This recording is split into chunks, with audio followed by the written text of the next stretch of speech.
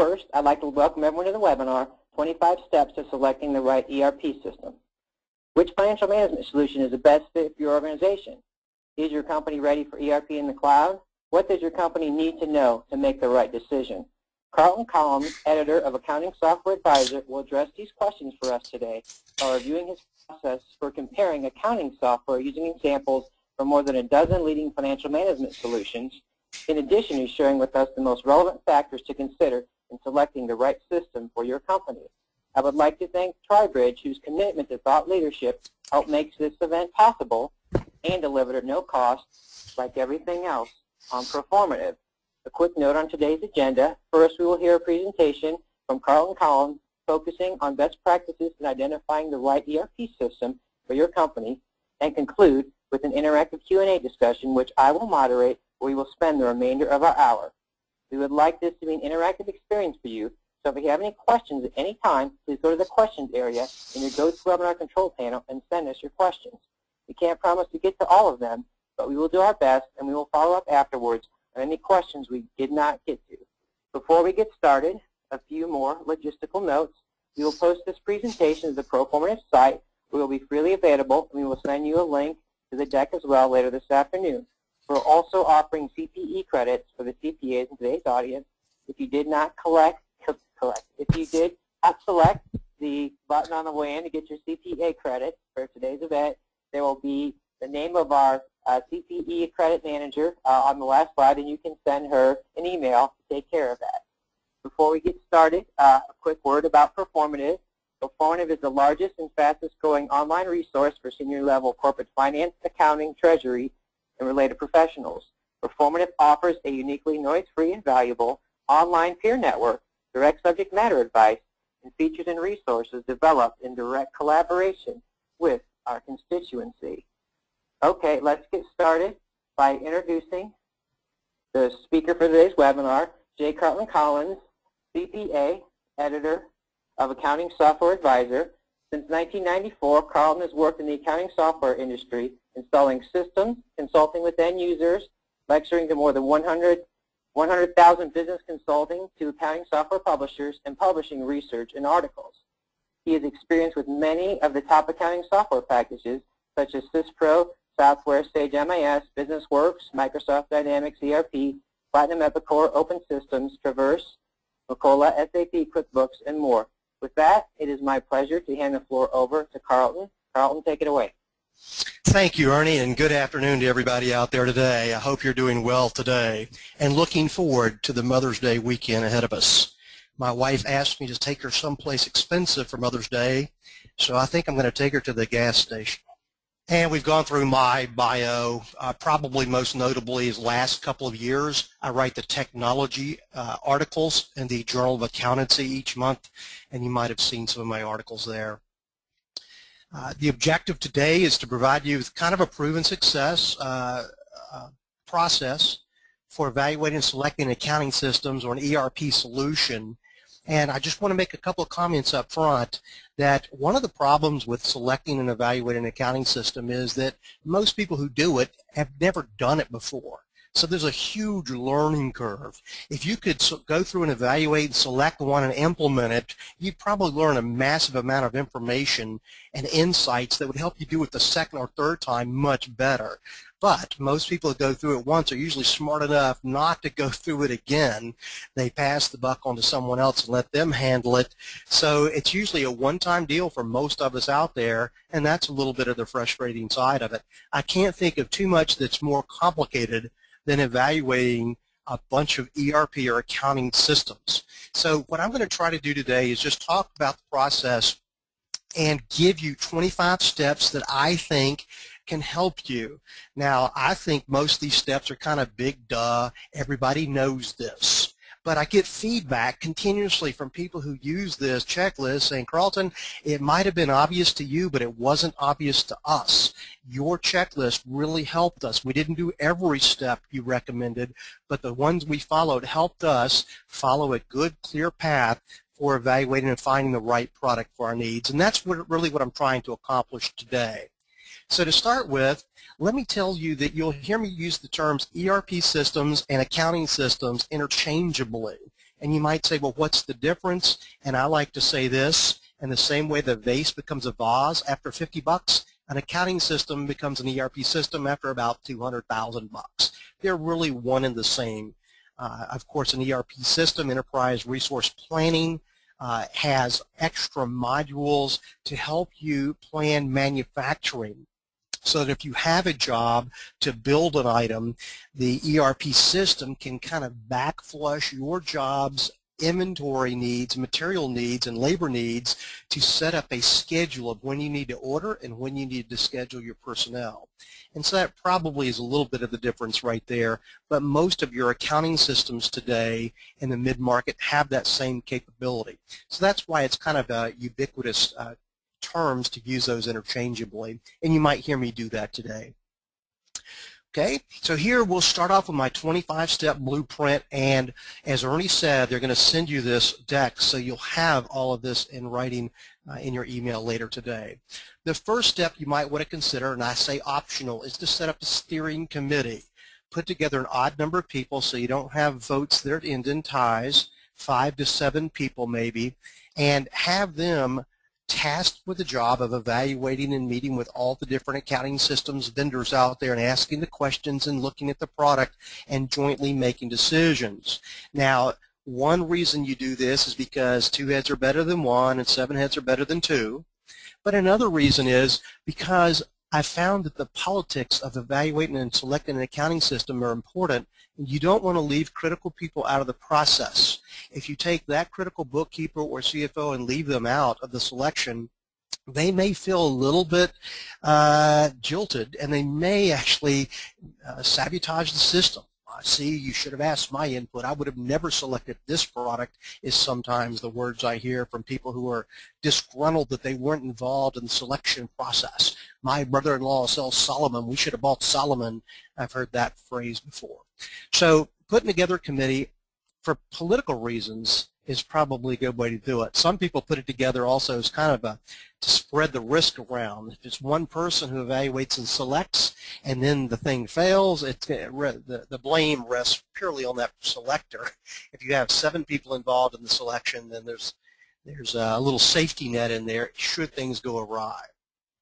The budget, and this, gosh, seems obvious, but how many people don't prepare a financial budget for buying a new accounting system, and if they do, they miss these critical parts.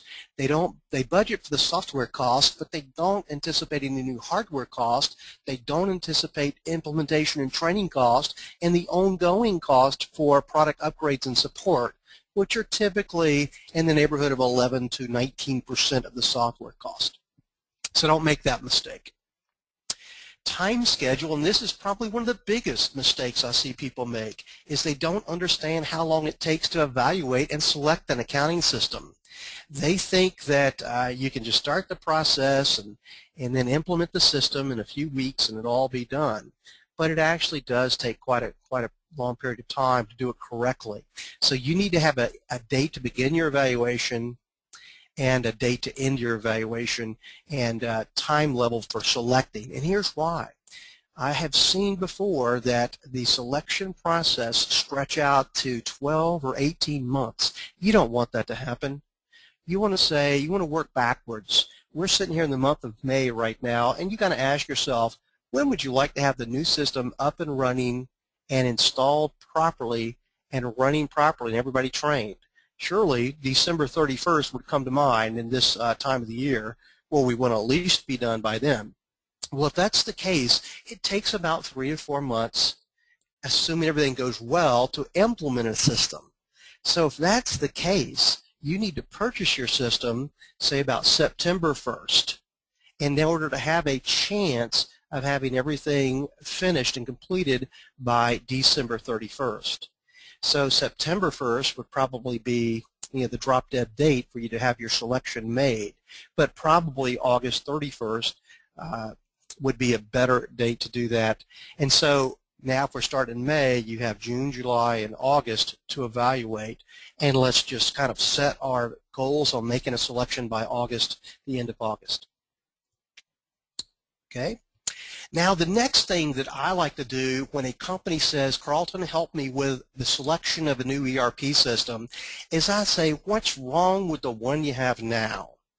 Give me a list. I want to know what you're unhappy with. And the reason is because if you can't really specify why you're unhappy with the new system, then I'm not sure that the new system is a problem. If you can't come up with a list and say, well, these are 6 problems that we can't meet, then I'm saying, well, keep the new system. So I like to force people's hands. Tell me what's wrong, and make them write the list down. That list will be helpful as you evaluate new accounting systems. You want to make sure those potential accounting systems don't have the same problems in them. So once you give me your list of these things, and I agree that those are pretty significant reasons to switch accounting systems, I still say, number 5, give your current reseller a chance.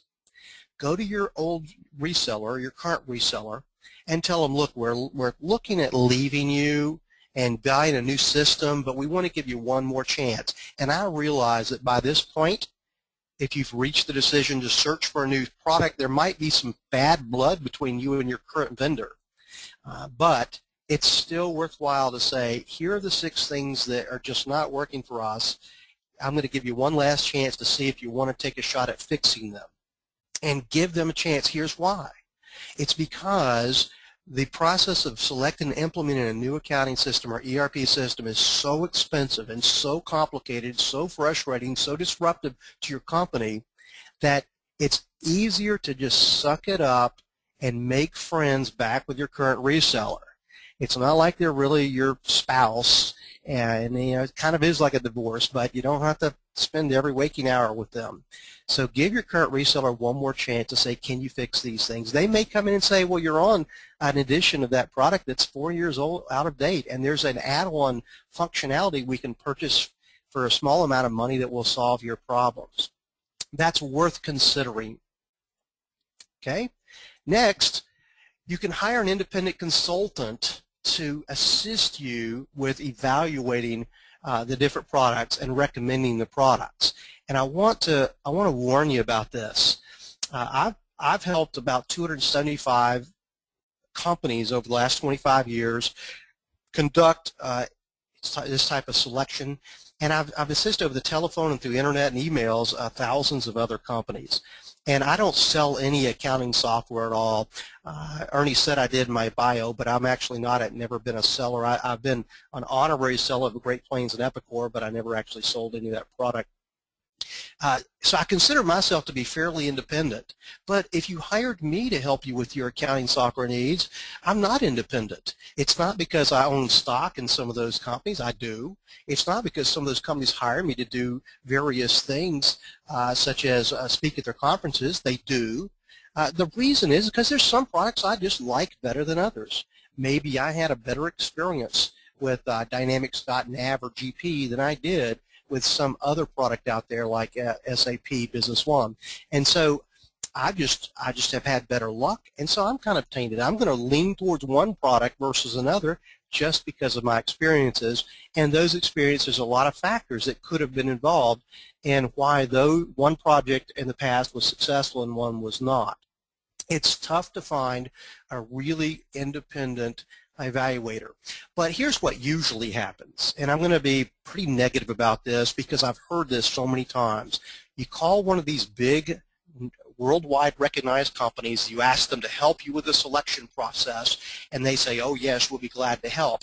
They turn around and see who's available, and guess what? The J.D. Edwards team that works for that company is available. The Oracle people that work for that company are not. So they send the J.D. Edwards team out, and they spend months asking you questions and pouring through everything and looking at all of your needs, and they come back, and guess what they recommend? J.D. Edwards. Happens very frequently. When you go to these big companies, they actually have groups that are familiar with certain products. And they know that if they recommend one product, and they probably, in all fairness, know the product so well and know that it truly can meet your needs. But the problem is that once you've selected your consultant, you've already selected the product without even knowing it. paying for an evaluation that actually may be worthless to you. So you got to be careful there as well.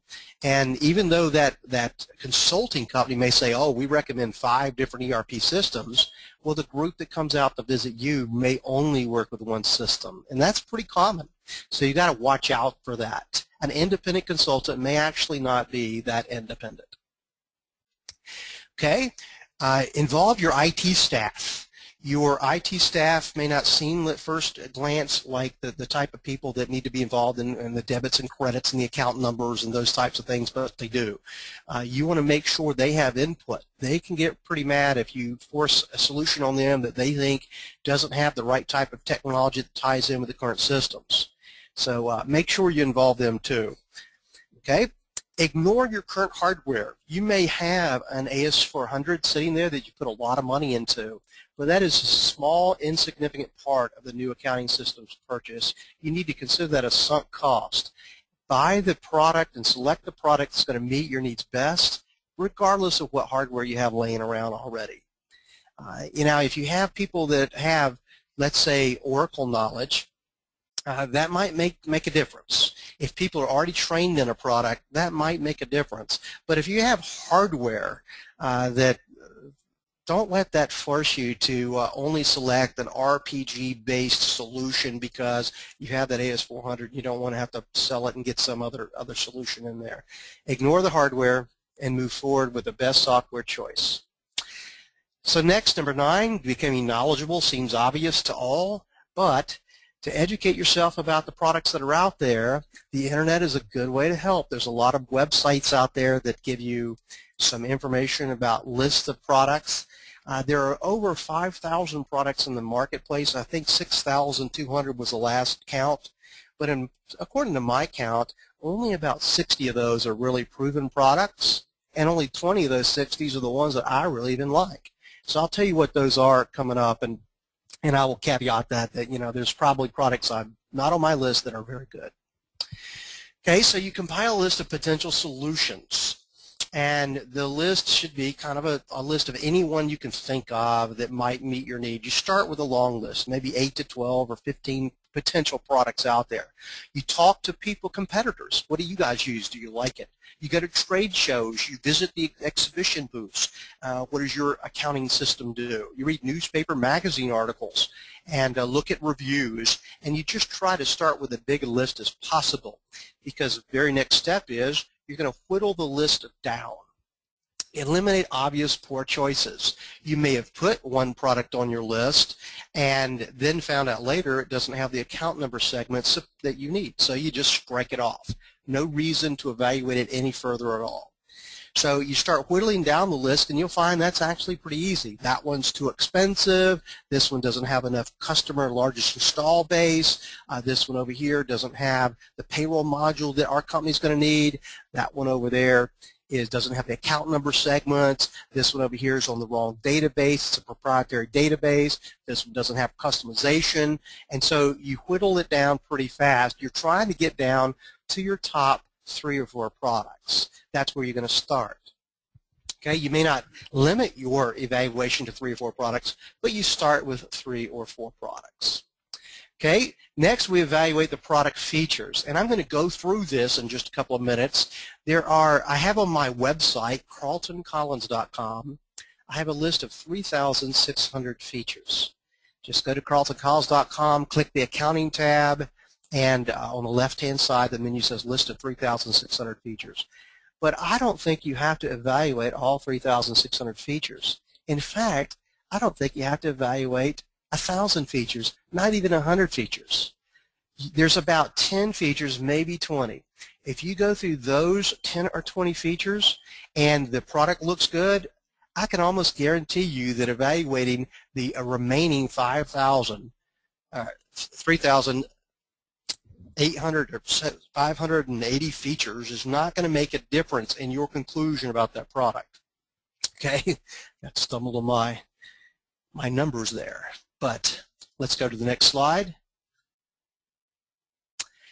Next, you want to visit the internet sites for those 3 or 4 products you've whittled it down to. Maybe you've whittled it down to 6, but rank them. and then attack the first three first.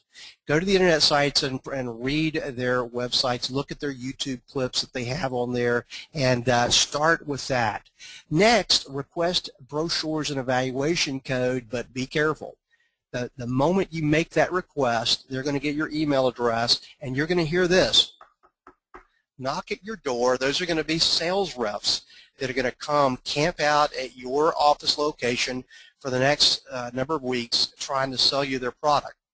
That's why you want to be careful when you request the brochures, but you do want to do this eventually. You just don't want to do it up front with products that you may or may not be interested in, because you don't want to waste your time talking to people about products that you truly don't even care about. Okay, next, the feature requirements. Use the insights that you've gained so far to make a list of those crucial features that you really need. And it's kind of hard to tell you what a good feature, a critical feature is. Some people go, well, we need to be able to write checks. Well, every accounting system on the planet writes checks, so that's not really a critical feature. Something like multiple currency support or consolidation capabilities or serialized inventory or e-commerce or a integrated web store. Those might be really mission critical things you need. And if you can come up with a list of those things, that will be helpful. Okay. Next, I put in here that you have an RFP stage, which stands for Requests for Proposal. And I would recommend that you skip this page. A lot of bigger companies go through RFPs, but the problem is a lot of vendors who sell the lean and mean mid-market products that can meet your needs, they don't waste their time filling out our RFPs. So what happens is if you put out a request for proposal, only those really expensive products that have several commas in the price tag are going to respond. It's almost like you just go out to the world and say, everybody who's got a product that costs $1 million or more, respond to us. And if you got a low-end, low-cost product, don't bother replying. So I think an RFP was an idea that had merit in the 60s and 70s, but in the last couple of decades, I think that they drive you towards the expensive products only, and that it's a exercise in futility that I think you can skip. Identify the top resellers. Now the next thing is, let's say that you've identified a product that you really like Dynamics GP. Well, in your area there may be 4 or 5 resellers who sell that product. And so which one do you use? And every survey that's conducted, every study that's conducted after people install an accounting system and they ask them what they would do different, they all say, number one, they would be more selective about the reseller that they use. They wouldn't base it on price, they'd base it on quality of the reseller, having the resources, someone back at the main office that has intimate knowledge of that database or intimate knowledge of that web store or e-commerce, supply chain productivity. Those types of things really seem to help. People who've installed the system dozens of times and really know what they're doing. They have training programs with materials that have been fine-combed and tuned so that they work good. The reseller is the number one reason that accounting system implementations fail, according to all studies. So this is the big one. And how do you find the best reseller? Well, that's not easy, but here's my tip, is you got to ask for at least 3 references. If that reseller can't give you 3 good references, preferably in your market, your industry, if you're a hospital, preferably where they've installed in hospitals before, but not necessarily. If they can't give you 3, then that's not good. But if they can come up and say, in writing, here are 3 different companies that you can call and verify that we put their system in and they're very pleased with it, they're good. That sounds like a pretty easy test. I've been amazed in my career how many people can't meet that test. Then you get a product demonstration, so you've got 3 vendors maybe, and you ask them to come and demonstrate their products. Please don't do this on the same day.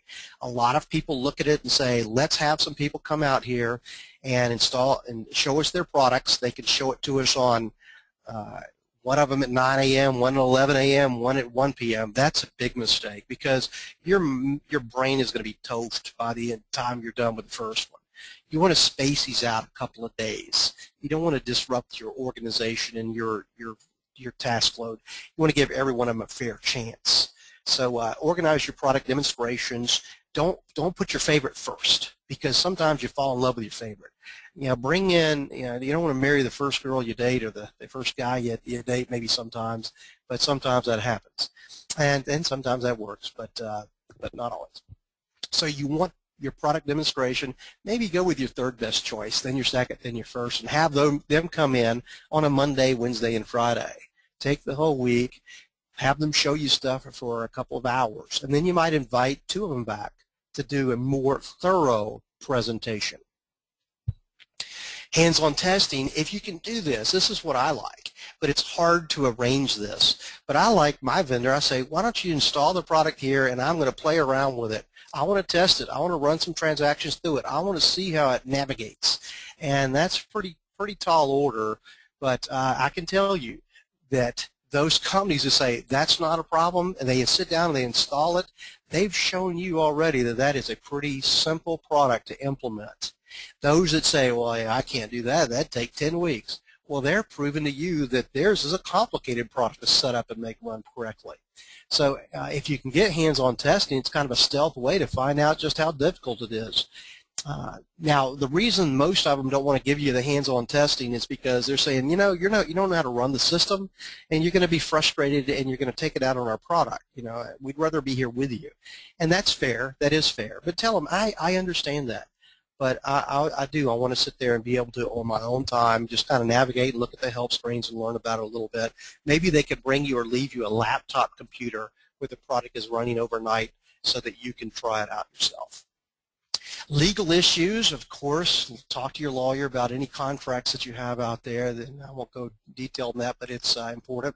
Consider hosting. The big trend is the cloud. And I've been saying this since 1997. I firmly believe the only and best way to implement an accounting system is in a cloud-based solution. Why? It's because then all your remote users have access to it. And I've been saying that till I'm blue in the face when the cloud wasn't all the rage. Now here it is, 15 years later, finally, I think people are catching up to it. When you rent an accounting system on a hosted mainframe system, it's actually cheaper. You're paying a monthly rental fee, and it's easier to implement. You have the remote access piece covered. You have the firewalls, the antivirus covered. The backups are automatic. They're covered. The redundant sites, they're covered. Those are the types of things that I like out there, and so I would consider hosting. I don't always implement hosting, but if you have multiple locations, that's where I really would push hosting as a possible solution for you. Consider financing. A lot of people don't think about it, but just like getting a loan for a car, you can get a loan for an accounting system. Visit the value-added reseller. Some people do this. They get in a plane and they fly over there and make sure they have facilities. And I guess if you're concerned about the company, you might want to make sure, do some due diligence to make sure that they are up and operational.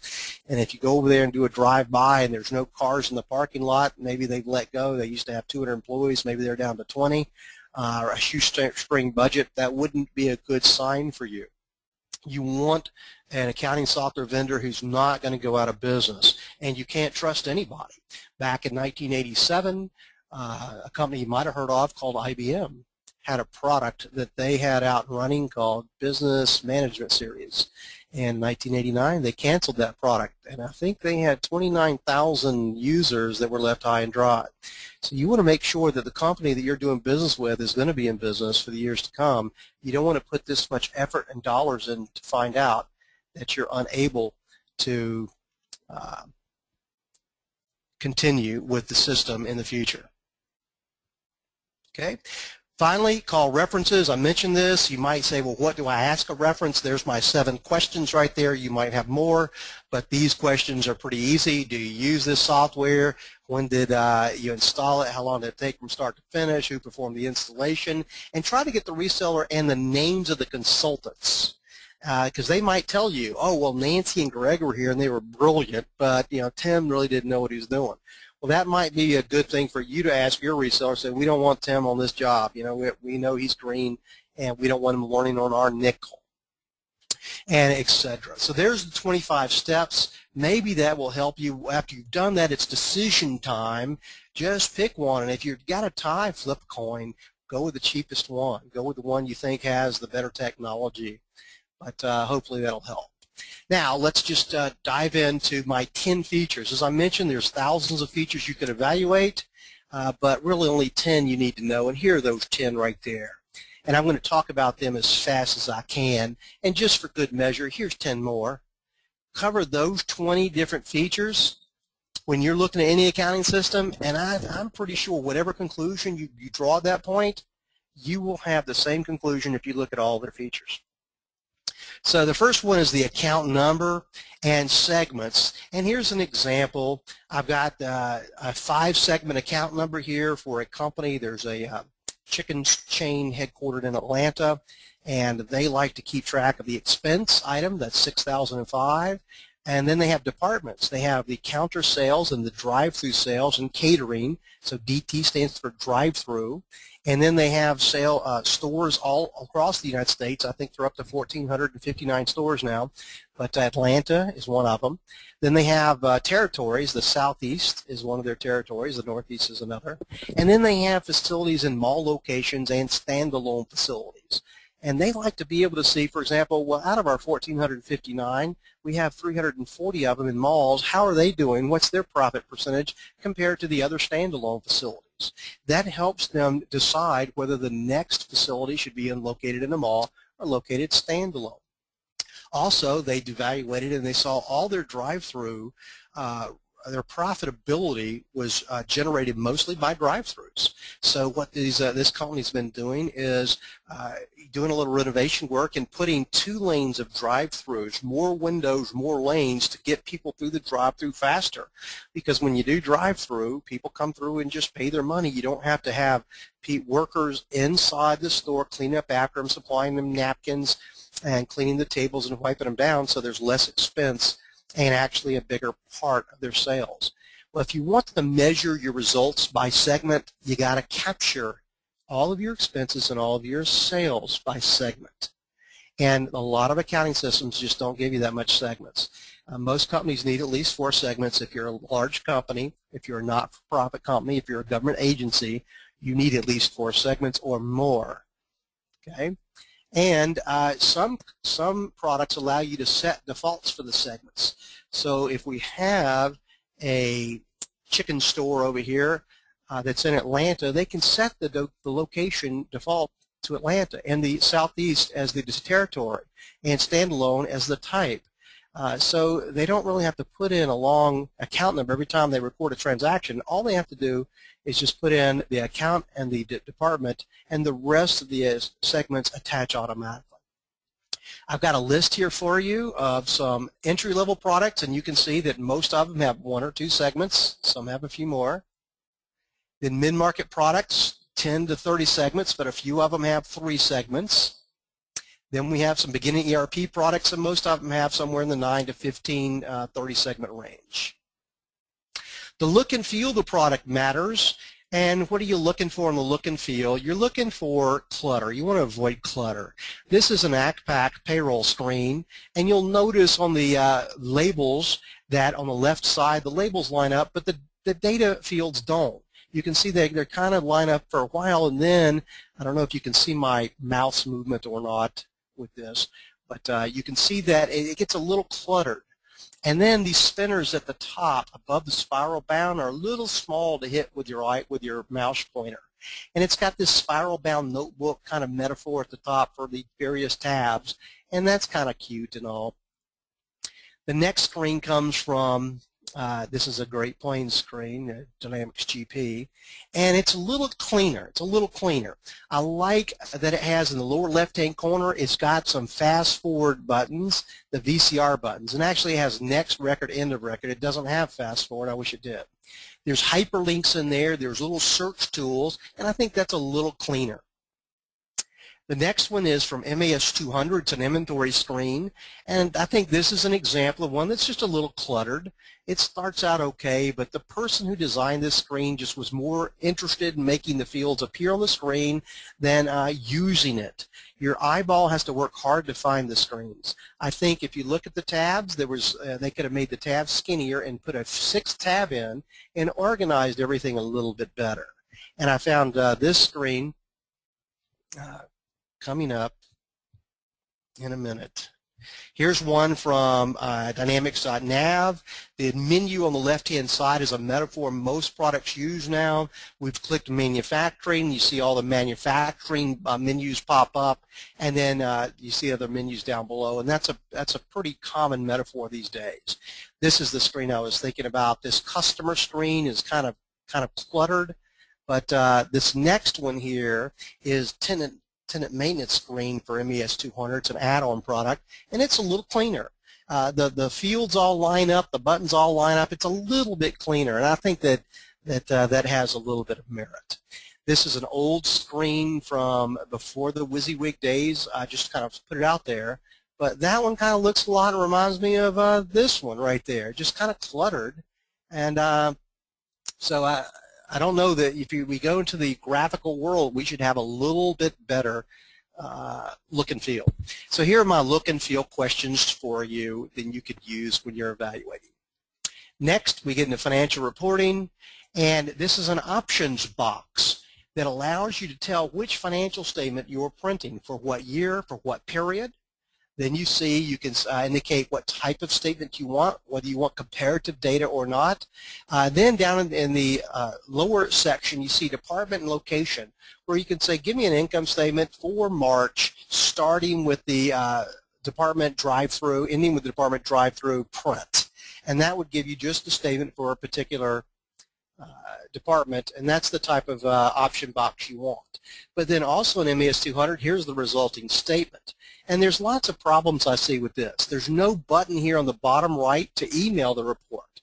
If I'm looking at a report and I want Sandra to have it, I'd like to be able to click, put Sandra's email address in, and send it on its way. The headers don't affix themselves when you scroll the report. I think that's problematic as well. So I look at those types of things. Then I look at the ability to export to Word or Excel, and I don't see where that capability exists. There's no button in the right corner to export that, and you can't double-click and drill down. Now, by comparison, this is Dynamics Nav, and all these numbers are drillable. Double-clicking on a report number will drill it. There's filter buttons up here at the top. Down, there's an export to Word. Those, it's a little hard to see these buttons the way that I have them here, but because of the resolution of my screen, but there are buttons for exporting. It's scrollable, and the headings stay visible, and the report menu is on the left. And then here's some others. This one's from ACPAC. Look how the font is pretty small. A little hard to read right there. This one, I think, is pretty attractive. This is Oracle, and Oracle stuff is nice. I like the organization of the reports on the left-hand side. Okay, so nice menu reports, scrollable, drillable. I like the way they've done that here. This is also from Oracle. This is a dashboard that comes out of Oracle into Excel, and I like this. It's kind of colorful. It's got key items for you to look at. This is out of Dynamics, and it shows you another dashboard, and there's a list of dashboards you could click on, and once again the dashboards are giving you just critical information that you might want to see. So here's my financial statement checklist, and you can use that. Drill down capabilities. I don't know that I have time to go through all of it, but this is a customer card in Dynamics Nav where I click on the balance of 0. It comes up to a list of all the payments and invoices, which add to 0. Then I can click, and it gives me a list of the invoices, and I clicked on one invoice for $693. I click invoice, and it shows me the invoice in the middle of the page. I click on the conference table that's listed on the invoice, and that takes me to a screen that allows me to see a picture of that conference table, and I can see profitability, how much that profit I've made on that conference table last year, this year, and life to date, and profit percentages. I like drillability. I like not just drill down, but drill around to other modules. Customization is critical. Probably the most important feature to look for, in my opinion, is customization. And here we see that most accounting systems allow you to customize the reports, and most of them allow you to customize the documents like a check or invoice. But a lot of these products fail to allow you to customize the input screens or the database. And those are the types of customizations I particularly like, because then you can meet any kind of missing functionality pretty easily in case the product doesn't meet all of your needs. And here's an example. This is Dynamics Nav. You see that I've made a screen with a space here at the bottom of this dialog box because I'm going to add a couple of things. And I click Tools, Object Designer. Then I click on the Object Designer pops up, and I click Table. And then I can put in a new field, and I've called this one Name of Boat. Let's say my customers have boats because I'm a boat marina. And I can add a field called Name of the Boat, and now you can see me dragging that in down here at the bottom, and then here's the result. I didn't take time to make it pretty because I wanted you to see that I kind of threw it in there. But it says Name of Boat, Branch Office is the name of the customer's boat, length of the boat, it's 21 feet. I could go back and edit this to reposition those fields so they don't overlap, but it's pretty easy to do. And I like that type of functionality, and you should look for it.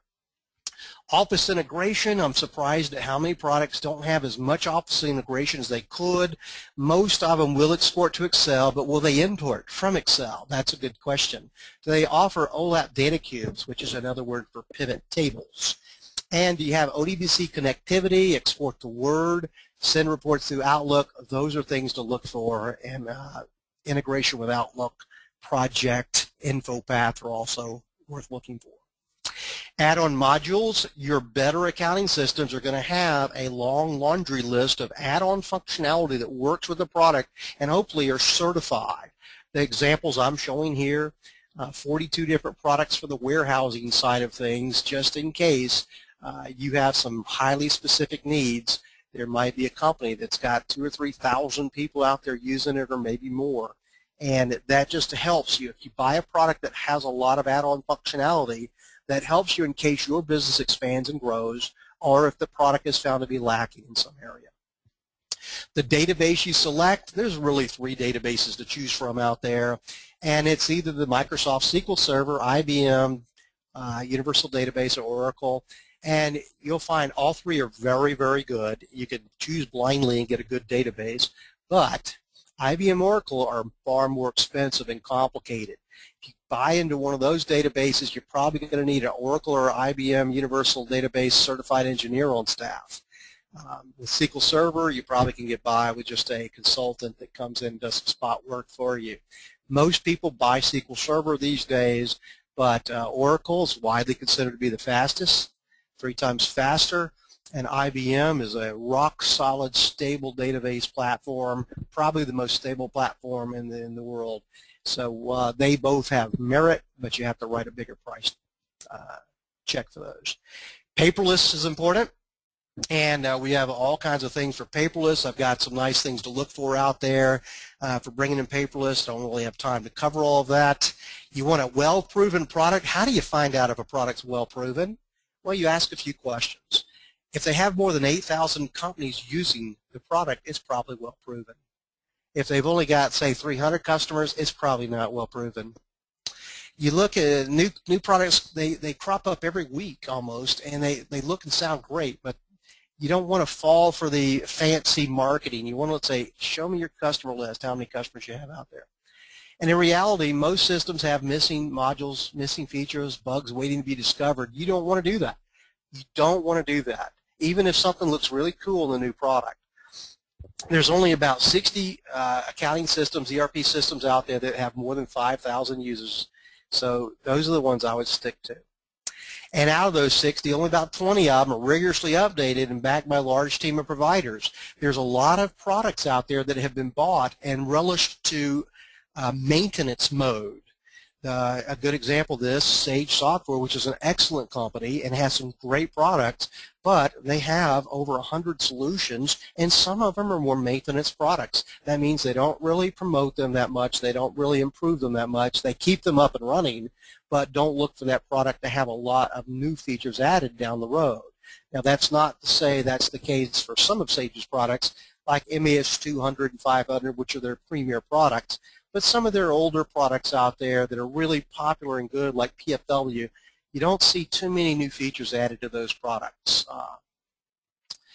Why purchase an unproven system? Why do that? Why do you want to debug their work? You're better off and you're safer, and your job position is safer if you just choose a proven product that's already been debugged by 1,000 other companies.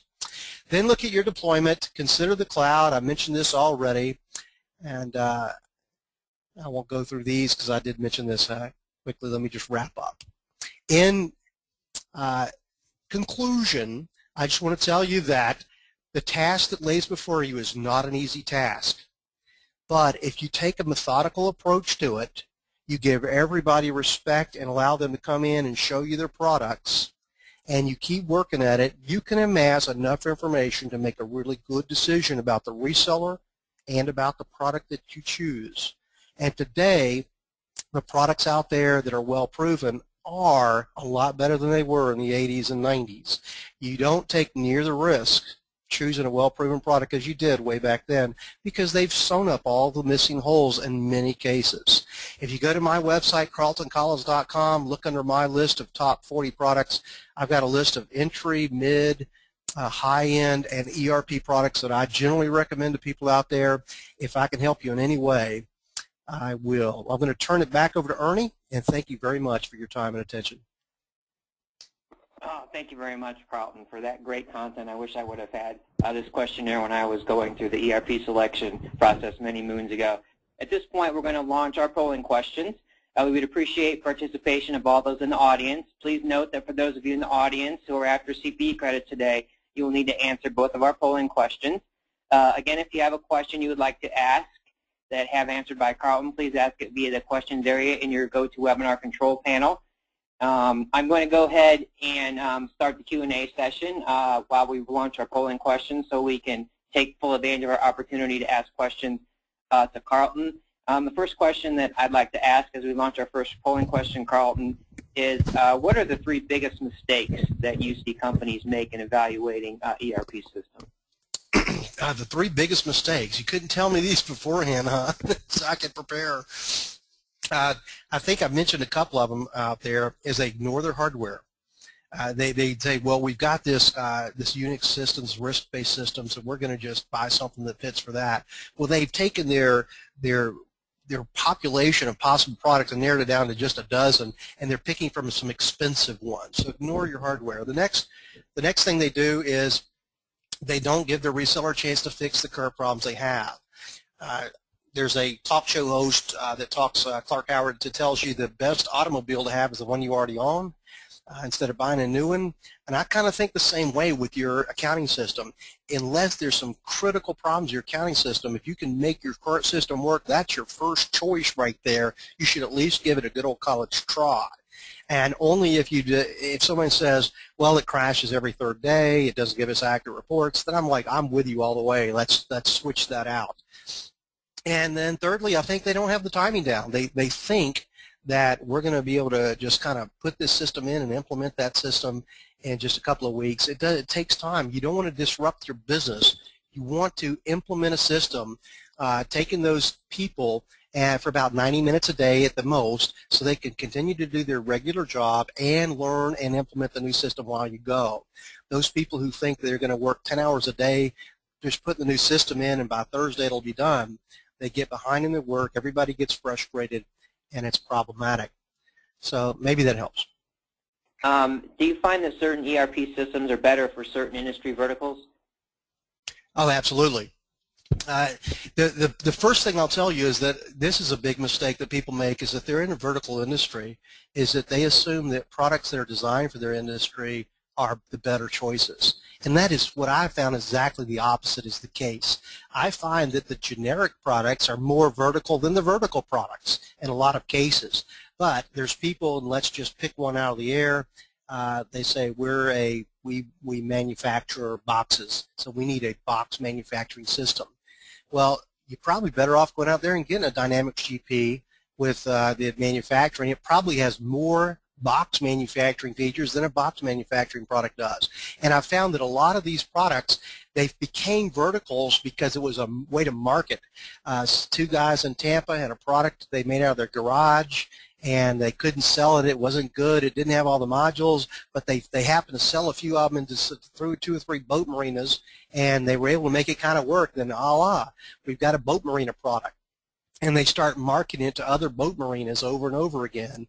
But if you really compare the features, it was really more of a marketing thing than it was really having all the features you need for that particular industry. So, yes, that does make a difference, but I still like generic products over verticals based on my experience. Okay, great. Someone's asking if you have some specific tips for evaluating the global capabilities of ERP systems, so companies that have global, operations all over the world. That's a great question. It's pretty hard. What I have been able to do is my reseller. I tell them this is what I want, and the reseller makes it happen. And you say, look, I want to see someone in the United States that has a location in Japan or China, and I want to see them enter some transactions, and a good reseller will make that happen. I had one not too long ago where the company told me they needed to be able to support 10 million transactions a day. And so my reseller that I work with here in Atlanta was able to put together a set of 10 million transactions, and we posted it in 3 minutes, 2 minutes and 50 seconds, and posted it right in front of the client. And they were like, wow. I mean, each one was just a penny, so you could see it add up, and you could see it hit the general ledger. But they were amazed at how fast it worked. And so your reseller is going to be able to find that. You tell them what you want, and then put them to the task. Make them earn their profit. Okay, great. We have several more questions for you, which is great. Someone's asking if you can answer this. Does Dynamics GP have a practical scaling limitation based on the company revenue size or amount of transactions? There are some technical limitations, but there's no practical limitations. You know what? I've written this number before in an article because I remember writing it, but I don't know. I don't want to quote a number off the top of my head, but it's really big, and basically the limitations and most of your high-end products and the Dynamics line of products is really the database underneath it and just what its performance is and the hardware that's there. But as far as the technical limitations, trillions of dollars and hundreds of millions of items, and you don't really run into any. But that would be a good question to ask your reseller once again, is we have this many items or this many customers or this many transactions, and I want you to prove to us or verify to us in writing that it will handle it. Okay, great. Our next question, I find this one compelling myself. Do you find that there are differences in the expertise required to use different ERP systems for the users? Different requirements for the expertise? Yeah, so are there big differences that you see in ease of use across these systems? Well, that's why I covered the look and feel. Some products are just easier to navigate than others. But what I have found is I can show you the most ridiculously designed accounting systems ever that really just, the screens just look stupid. And once a person learns them, they're happy with them. They're like, oh, I know how to do this. You just have to click here, then click there, then click over here, and then over there, and you have to turn around your desk and reach over backwards, hit the key. But I like doing that. It kind of stretches my ribs out. And so you look for look and feel, and you look for the ones that look cleaner. But even if it's a complicated system, once the user learns it, it might take them longer to learn it, but once they learn it, they got it. And so I look for those, but I've never seen anybody that couldn't ultimately master even the most difficult of systems. It just takes a little bit longer. Okay. Great. Someone's asking a question around a cloud versus an on-premise. are there any differences in evaluating a cloud-based versus an on-premise ERP system, or potentially on the risk management side, or just in general that you would say? You know, from the risk side, sure.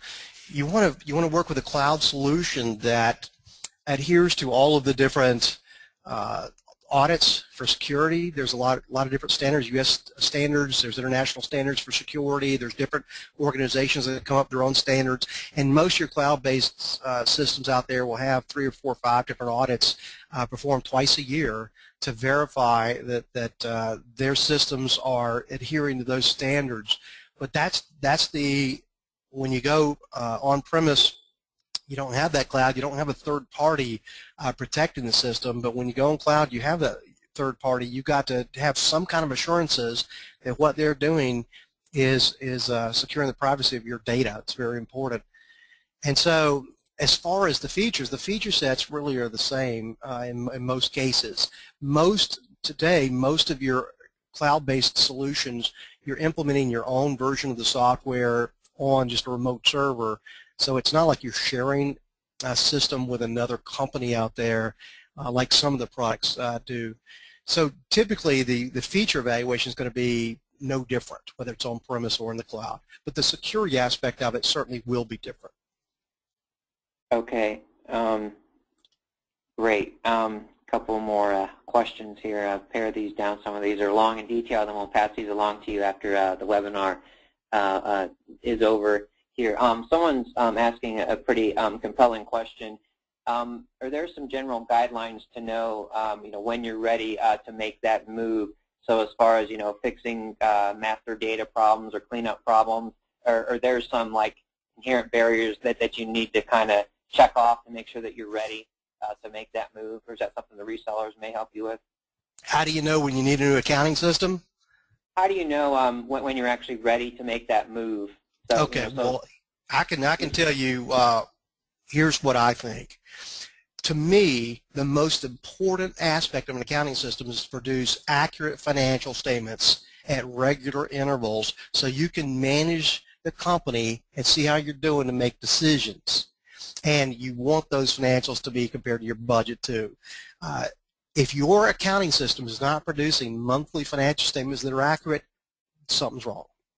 You got to either fix the system you have or go to a new system, and hopefully even weekly statements. And so that's, to me, is the whole point of an accounting system. It says that right there in the intermediate accounting textbook written by Kiesel Wygant. The whole point of an accounting system is to produce large voluminous data into management reports management can use to run the business, and it's all about the reporting. So if I walked in and you said, well, we're getting weekly reports, they're very thorough and they're always accurate, I would say my job's done. I'd turn around and walk right out. And so that's the biggest factor. And then if you're having that problem, I guess the next question you have is, can you afford to turn around and do something different, either fix what you have or buy something new? And if you can't afford it, then I would ask, can you not afford it? Because according to the government, labor, and bureau statistics, inadequate record keeping is the #2 leading cause of business failure. People who don't know how much inventory they have, how much cash they have the inability to finance their inventory is the #1 reason. But the improper financial reporting is the #2 reason for business failure. So I would say maybe you don't have the money for a new accounting system, but maybe you don't have the money to fail too. It's a good question. Great. We have time for one more question. I appreciate you taking all these questions. We have several more that we will share with you and get those posted on Performative. And you can just give us a couple of your favorites. Someone's asking if you have, and we'll probably post on Performative as well, any favorite websites, free resources, or LinkedIn groups that you feel are particularly valuable for people, maybe on a couple fronts. One is for finding other people that use the software to make connections. Another is just general information, honest information sharing. Right. The web is certainly my source for doing research first time, and LinkedIn is another way. If you put in sometimes you can find groups and talk to those people in those groups. But the websites that talk about the specific products, so many of them are biased towards one product. It's hard to get honest feedback. Even the articles that are published.